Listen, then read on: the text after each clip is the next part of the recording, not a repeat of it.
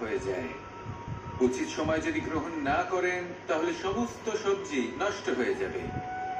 যেমন আমাদের এই মনুষ্য শরীর, তা সে যতই সুন্দর হোক না কেন, মৃত্যুর পরে এই শরীরে পচন ধরে, যাতে এই শরীর থেকে দুর্গন্ধ বেরোয়।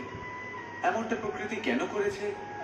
যাতে আমরা যত শীঘ্র সম্ভব সেই দেহের অন্ত্যেষ্টিক্রিয়া করতে পারি, তাকে বিদায় জানাতে পারি, আর তাকে পঞ্চমহাভূতে বিলীন হতে দিতে পারি। সেটা অনুচিত নয়। প্রকৃতি এই কারণে এমন করে যাতে আমরা কর্মবন্ধনে আবদ্ধ থাকি, মোহর বন্ধনে নয়।